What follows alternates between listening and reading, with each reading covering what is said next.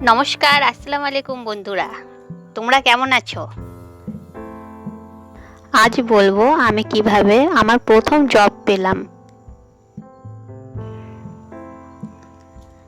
একবার এক সময়ে যখন একটা চাকরি খোঁজার জন্য অনেক চেষ্টা করেছিলাম। আমার মনে আছে আমি 15-16টা ইন্টারভিউ দিয়েছি। সরকারি চাকরি জানতাম পাবো না, তবুও সে পরীক্ষাও দিয়েছি প্রচুর। আমাদের মতো যারা মধ্যবিত্ত ছেলে মেয়ে আছে তারা জানে একটা চাকরি পাওয়া কতটা স্ট্রাগল। মুখ বুজে একটার পর একটা চেষ্টা। বাবা মা কত পরিশ্রম করে পড়িয়ে যদি ঠিক কাজটা না পাওয়া যায়, দুটো পয়সা উপার্জন করতে না পারা যায়, তাহলে নিজেকে কতটা ছোট মনে হয় এটা আর বোঝানোর ভাষা। ইন্টারভিউতে কি পড়ে যেতে হয়, কি পড়তে হয়, কি বলতে হয়, কি বলতে হয় না, গেস্টার কেমন থাকবে, সব A to Z জানা সত্ত্বেও বারবার রিজেক্ট হচ্ছিলাম। Krishnanagar to Kolkata job interview খুঁজে সেখানে যাওয়া আবার ফিরে আসা নট ইজি। আস্তে আস্তে বুঝে গিয়েছিলাম ইন্টারভিউতে যদি বলা হতো পরে ফোন করে ডেকে নেওয়া হবে, মানে তারা আর ফোন করবে না। হতাশ।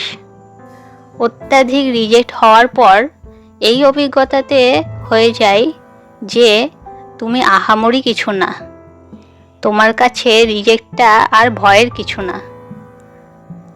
তোমার কাছে ট্যালেন্ট আছে, কাজ করার এবিলিটি আছে, মানে এই না তুমি সব জায়গায় সিলেক্ট হবে। ইন্টারভিউ দিতে দিতে এতটাই ফেড আপ হয়ে গেছিলাম যে বাড়ি থেকে বেরোনোর সময় আর মায়ের দিকে ফিরে তাকিয়ে আসছি মা, এটা আর বলা হতো না।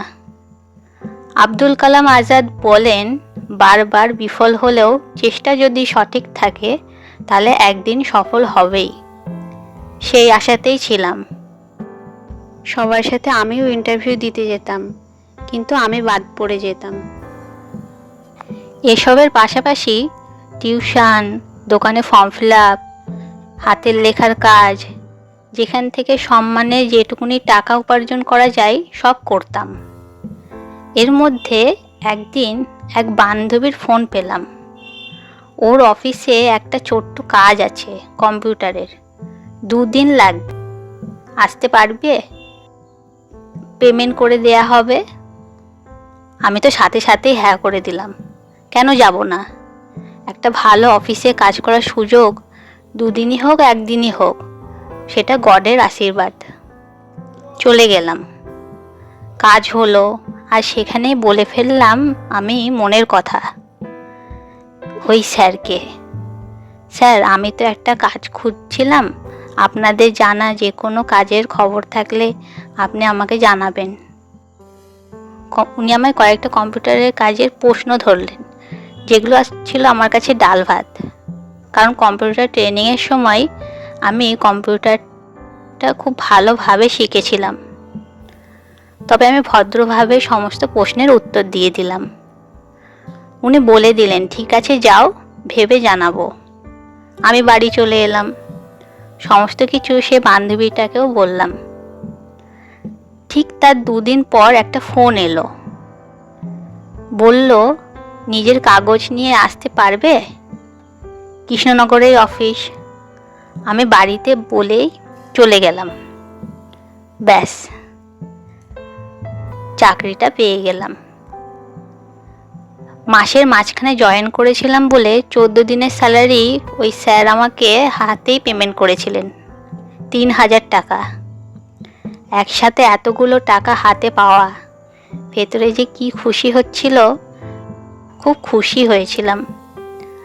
কতক্ষণে মায়ের কাছে যাব।